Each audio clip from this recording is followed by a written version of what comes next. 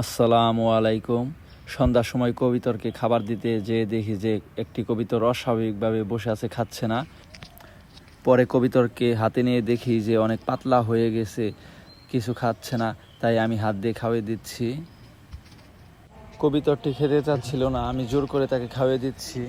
আসলে দুঃখ যখন আসে তখন চারপাশ দিয়ে একসাথে আসে। যাই হোক, সব কিছু নিয়তির খেলা।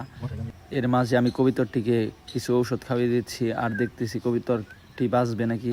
মনে হচ্ছে বাঁচবে না। ঔষধ খাওয়ানোর পরে ছোটো ভাই আমাকে ফোন দিয়েছিল, বলতেছে যে ভাই আমি কিছু হাঁসের বাচ্চা কিনেছি, দেখে যাও। তাই আমি বাসা থেকে বের হয়ে ওদের বাসার দিকে রওনা হয়ে গেলাম। যে দেখি ও কি হাঁসের বাচ্চা কিনেছে। যাওয়ার পর দেখি ও একটি মুরগি আর মুরগ একসাথে বদ্ধ করে রেখেছে, আর ওর হাঁসের বাচ্চাগুলো অনেক বড় বড় হয়ে গেছে। পরে ওরে জিজ্ঞেস করার পরে বলল যে এইগুলা 1 মাসের বাচ্চা। হাঁসের বাচ্চাগুলা দেখার পরে আমি আর আমার ছোটো ভাই আমাদের মার্কেটের উদ্দেশ্যে রওনা হয়ে গেলাম। ওই জায়গায় আমি আমার কবিতরের ঘর বানাতে দিয়েছিলাম, যে দেখি যে ঘর বানানো হয়েছে নাকি। হাঁটতে হাঁটতে চলে আসলাম আমাদের চৌরাস্তায় মার্কেটে। তো দেখি যে আমার কবিতরের ঘর বানানো হয়েছে নাকি। তারপরে সামনে এগিয়ে দেখলাম যে একটি কবিতরের ঘর রাখা। আলহামদুলিল্লাহ, এইটি আমার কবিতরের ঘর। ঘরটি অনেক সুন্দর হয়েছে। ইনশাল্লাহ কালকের ভিতরে বাড়িতে নিয়ে যেয়ে সেট করব, আর আমার কবিতরগুলা এই ঘরের ভিতরে থাকবে।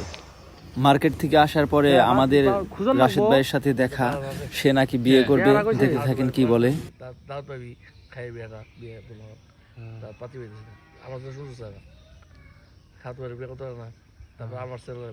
তোমার বিয়ে দাওয়াত দিও না, বিয়ে করবা কবে যাই কও? পাতি দেখি পাতি দেখতেছে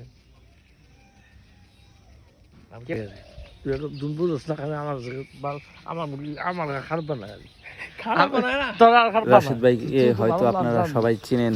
সে অনেক ভালো লোক, অনেক মজার লোক। সে নাকি বিয়ে করবে, তার জন্য সবাই পাত্রী খুঁজে দিবেন। মার্কেট থেকে আসার পরে বড়ব্বু বলতেছে যে সে নাকি জাল পাতবে, খালে পানি আসতেছে, তাই তার জন্য বাঁশ কাটতে চলে আসলাম।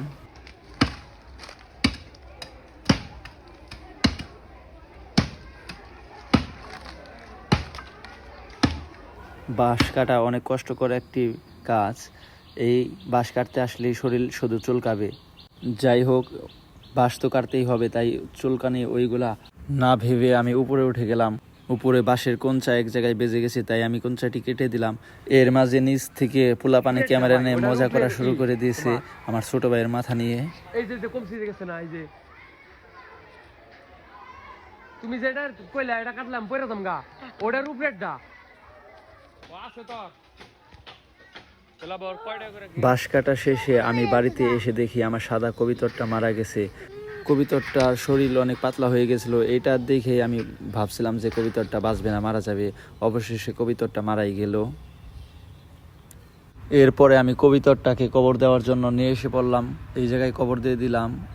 অনেক কষ্ট লাগতেছিল, কিন্তু কিছু করার নেই। আল্লাহ যা করে তা ভালোর জন্যই করে। আমাদেরকে সব কিছু মেনে নিয়ে থাকতে হবে, এইটাই নিয়তি।